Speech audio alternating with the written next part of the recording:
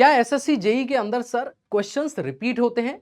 तो आंसर है हाँ। लेकिन इसको अगर मैं आपको सामने समझाऊं भी कि कौन कौन से क्वेश्चन किस साल में रिपीट हुए, इवन एक कई सारे क्वेश्चन आपके 15 से बार भी, आप यकीन नहीं मानोगे, कई सारे क्वेश्चन 40-40 बार एग्जाम्स के अंदर आए हुए हैं एसएससी जेई के अंदर या अदर स्टेट एई और जेई के अंदर। मतलब कि मोस्ट फेवरेट क्वेश्चंस है वो हर एक डिपार्टमेंट के और आपसे एग्जाम में पूछे जाते हैं। तो इस वीडियो में मैं आपसे बात करूंगा the most interesting and the most asked PYQs जो पिछले 10 सालों में 15 से भी ज्यादा बार पूछे गए। हालांकि बहुत सारे क्वेश्चन ऐसे हैं जो 10 बार भी पूछे हैं, बहुत सारे ऐसे क्वेश्चन हैं जो 30 बार, 35 बार, 40 बार, बहुत सारे क्वेश्चन 20 बार भी पूछे गए। तो यहां पे एक बहुत ही सिस्टमेटिक वे में आपको क्वेश्चन बताऊंगा, साथ ही साथ उसका आंसर, ताकि वो क्लास में ही आपका याद हो जाए। तो देखेंगे एक बार पिछले 10 सालों में यही जी एग्जाम्स में ये क्वेश्चंस आपके 15 से भी ज्यादा बार रिपीट हुए हैं। और यहां पे हम लोग बात करेंगे most repeated questions in all India AE JE exams. तो सबसे पहले आप मुझे मेरी टेलीग्राम चैनल, जो मेरा ऑफिशियल पीडब्ल्यू टेलीग्राम चैनल है, this is Devesh sir PW, आप मुझे इस पे फॉलो कर सकते हैं और इवन हर एक पेज के ऊपर भी आप लोगों को ये टेलीग्राम चैनल जो है देखने को मिलेगा। एक बार मैं फॉर्मेट बता देता हूं। यहां पे मैंने क्या किया है, एक साइड में मैंने क्वेश्चंस लिखे हैं, देन उसके बाद उसके 4 ऑप्शंस यहां पे देखने को आपको मिल रहे हैं और उसके साइड में मैंने लिखा है कि कौन कौन से एग्जाम में और कौन कौन से एग्जाम का जो ईयर है उसमें ये क्वेश्चन आया हुआ है। तो ये मेरा फॉर्मेट है, दिस इज द फॉर्मेट। इसको देख करके आप समझ पाएंगे कि यहाँ पे क्वेश्चन है, इसके ऑप्शंस है, देन उसके बाद यहां पे एग्जाम के नेम लिखे हुए। चलिए शुरू करते हैं बिना देरी के। सबसे पहला क्वेश्चन आपके सामने लिखा हुआ है, the rocks from due to the solidification of molten magma lying below and above the earth surface are called। मतलब कि जो अर्थ सरफेस के नीचे जो मैग्मा होते हैं उनके पिघलने के कारण से, वो जो आपके पास में मैग्मा के पिघलने के कारण और उसका जो सॉलिडिफिकेशन होता है, ठोसीकरण होता है, उसका जो ठोस में बदल जाता है, उससे जो नई रॉक बनती है उनका नाम क्या होता है। तो हालांकि आंसर इसका क्या होगा उसके बारे में बाद में बात करूंगा। एग्जाम में हम देख सकते हैं यहाँ पे आपका 1 2 3 4 5 6 7 8 9, मतलब ये 9 बार क्वेश्चन पूछा गया अलग अलग एग्जाम में। एक आपका देखा लगा Assam PSC JE exam, date भी दे रखी है, ईयर भी दे रखा है। एचपीसीएस जेई में, एलएमआरसी में, डीएमआरसी में, MGPWD, HSSC JE, MH Pune, MH इसके बाद पिंपरी। तो ये सारे क्वेश्चन आपके इस तरीके से पूछे गए हैं। ये क्वेश्चन आपका इतने सारे एग्जाम में पूछा गया। इसका जो आंसर है, मतलब कि मोल्टन जो आपके पास में मास होता है, या फिर कहूं कि सिलिकेट के पिघलने के बाद जो मैग्मा है उसके अलग अलग स्टेज पर ठंडा होकर के जमने के कारण से जो नई रॉक बनती है उन्हें हम लोग इग्नियस रॉक कहते हैं। और साथ ही साथ आप भी कमेंट बॉक्स में इसका आंसर, सभी क्वेश्चंस का आंसर एक बार जरूर लिखिएगा। देखते हैं नेक्स्ट क्वेश्चन आपके पास क्या है। This is the crushing strength of good building stone should be at least. एक अच्छा जो स्टोन, बिल्डिंग स्टोन होता है, उसकी क्रशिंग स्ट्रेंथ कितनी मानी जाती है। आप देख करके हैरान रह जाओगे। ये क्वेश्चन कितनी बार आया है, 1 2 3 4 5 6 7 8 9 10 11 12 13 14 15 16 एंड 17। मतलब ये बेटा आपका 17 टाइम से क्वेश्चन आपका पूछा गया। लास्ट वाला क्वेश्चन जो था वो आप लोगों का 9 टाइम्स पूछा गया, 9 टाइम्स। और ये क्वेश्चन आपका इंडिया के एग्जाम से बात करूं तो 17 बार पूछा गया है। तो क्या होता है, किसी भी एक अच्छे बिल्डिंग स्टोन की जो एक क्रशिंग स्ट्रेंथ होती है वो कभी भी 100 एमपीए से कम आपकी नहीं होनी चाहिए। तो आंसर क्या आएगा, B is the correct answer, इससे कम नहीं होनी चाहिए, एटलीस्ट इतनी आपके पास स्ट्रेंथ या क्रशिंग स्ट्रेंथ होनी ही चाहिए। नेक्स्ट क्वेश्चन को देखेंगे। आपका क्वेश्चन है, the main ingredient of a good quality breaker.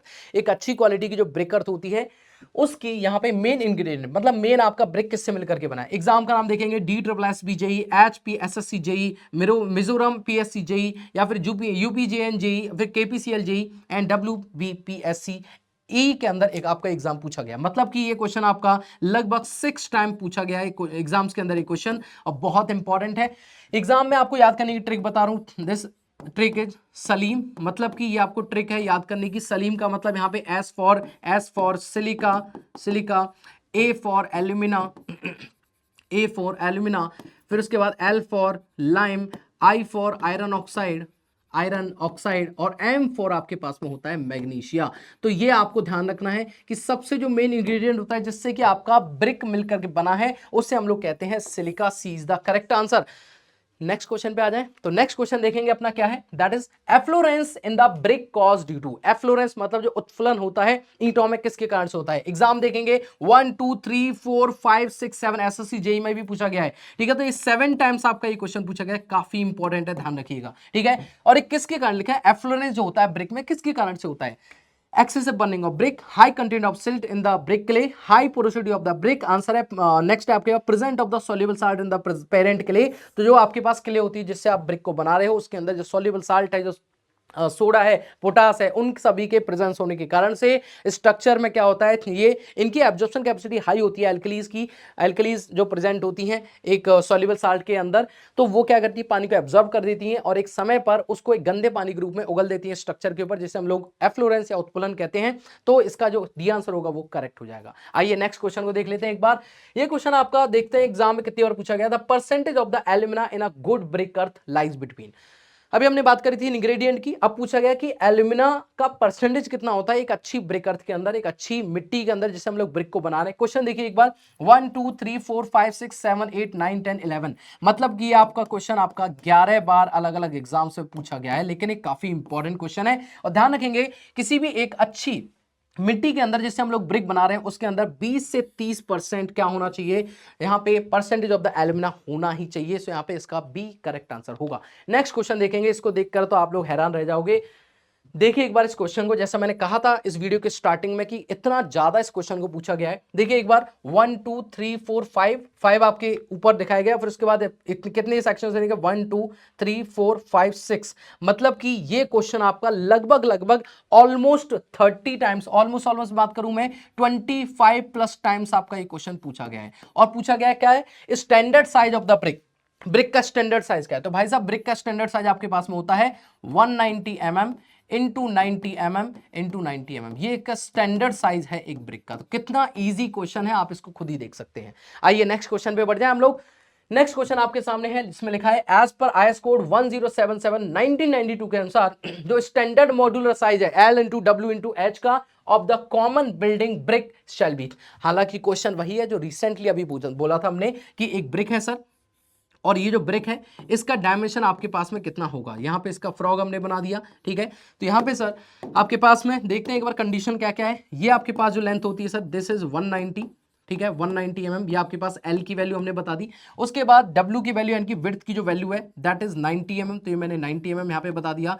और इसकी हाइट यानी कि जो इसकी हाइट है वो कितनी होगी, तो ये भी आपके पास 90 mm होती है। तो फाइनली ये आंसर आया दैट इज, अब सेंटीमीटर में चेंज करोगे तो 1 सेंटीमीटर जो होता है वो आपके पास 10 mm के बराबर होता है। तो यहाँ पे देखें एक बार 19 इंटू 9 इंटू 9, तो इसका जो आंसर है वो बी आंसर इसका करेक्ट होगा। एग्जाम में देखेंगे 1 2 3 4 5 6 7 8 9 10, मतलब कि ये क्वेश्चन भी आपका 10 टाइम्स ऑलमोस्ट पूछा गया है, ठीक है। चलिए आगे बढ़े नेक्स्ट क्वेश्चन की तरफ। मजा आ रहा होगा, उम्मीद कर रहा हूं कि ये जो लेक्चर्स के अंदर ये जो मैं आपको क्वेश्चंस बता रहा हूं ये क्वेश्चन जरूर आपने पढ़े होंगे, लेकिन इससे कॉन्फिडेंस बनेगा और इन क्वेश्चंस को क्लास में याद करना। और इस वीडियो के कमेंट बॉक्स में आप मुझे बताना कि और कौन से सब्जेक्ट के ऐसे क्वेश्चंस आप लोगों को चाहिए जो 10 से ज्यादा बार या लगभग 20 बार या लगभग 25 बार पूछे गए हैं। चलिए आगे आ जाते हैं नेक्स्ट क्वेश्चन की तरफ। इसे भी देख के आप लोग सोच रहे होंगे कितनी बार ये क्वेश्चन आया। देखें एक बार 1 2 3 4 5 6 7 8 9 10 11 12 13 14 15 16 17 18 19 20 21 22 23 24,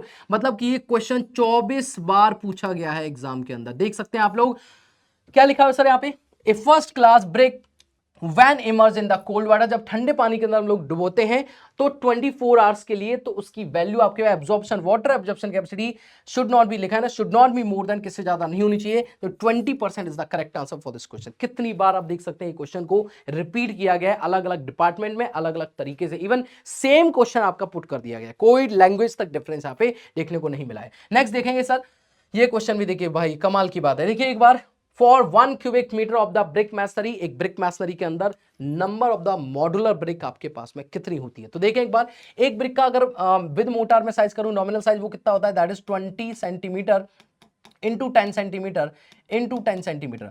मुझे चाहिए number of brick in 1 metre cube, तो मैं करूंगा इसको मैं मीटर में चेंज कर देता हूं, तो 1 divide by 1 metre cube divide by 0.20 metre into 0.10 metre into 0.10 metre. तो फाइनली आपके पास में 500 ब्रिक्स यहाँ पे देखने को मिलेंगी। तो इसका जो सही आंसर हो वो कितना हो आपके पास, दैट इज 500। बट यहाँ पे क्वेश्चन देखें एक बार, 1 2 3 4, और उसके बाद में आपके कॉलम्स कितने हैं, 1 2 3 4 5 6, ठीक है, 5 ही मान के चलते हैं, तो यहां पर ये आपके पास में लगभग 21 टाइम्स आपका ये पूछा गया, 21 टाइम्स से क्वेश्चन आपका रिपीट हुआ है। कमाल की बात है यार, मतलब ऐसा क्वेश्चन खतरनाक वाली जो लेवल है ना इस क्वेश्चंस का, ये एग्जाम में देखने को मिल रहा है।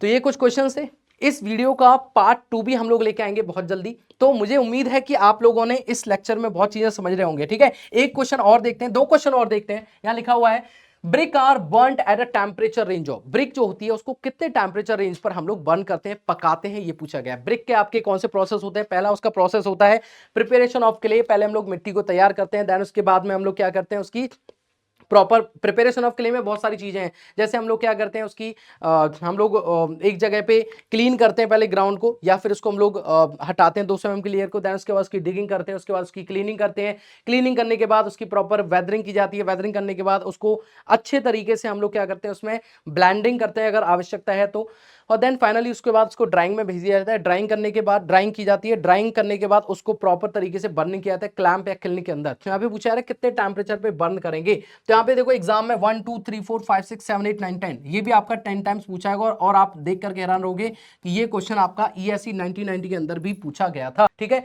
तो अब देखो इसका जो सही आंसर आएगा, मतलब जब भी कभी हम लोग ब्रिक को बर्न करते हैं तो वो आपका कितने करते हैं, 1100 से 1200 डिग्री सेल्सियस पे हम लोग इसको बर्न करते हैं। ठीक है, तो यहाँ पे अगर आंसर देखेंगे मैच करेंगे तो इसका जो सही आंसर है देखो 900 से 1200 डिग्री सेल्सियस है, 1200 से 1500, तो हम लोग क्या करेंगे 900 डिग्री से 1200 डिग्री सेल्सियस वाले को यहाँ पे करेक्ट करेंगे, ये इसका करेक्ट आंसर होगा।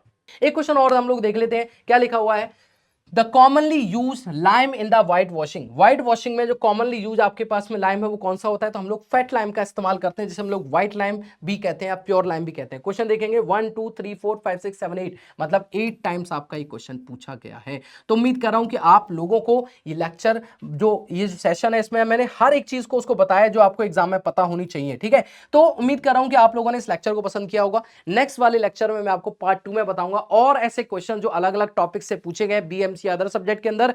आप लोगों को ये लेक्चर कैसा लगा है, साथ के साथ ऐसे कौन कौन से सब्जेक्ट के लेक्चर्स है और कौन कौन सब्जेक्ट के इंपॉर्टेंट आस्क्ड PYQ जो पिछले सालों में बहुत ज्यादा पूछे गए हर एक स्टेट AE और JEE एग्जाम्स के अंदर, तो मुझे कमेंट बॉक्स में जरूर बताइएगा। साथ के साथ आप मुझे Telegram channel Devesh sir PW पे फॉलो कर सकते हैं। तो उम्मीद कर रहा हूं कि ये लेक्चर आप लोगों को बेहद डायरेक्शन देगा और आप लोगों को इसके लिए इंश्योर करेगा कि हाँ SSC JEE या किसी भी स्टेट JEE के अंदर बहुत सारे क्वेश्चन जो है रिपीट होते रहते हैं। So thank you so much, take care, love you, bye bye.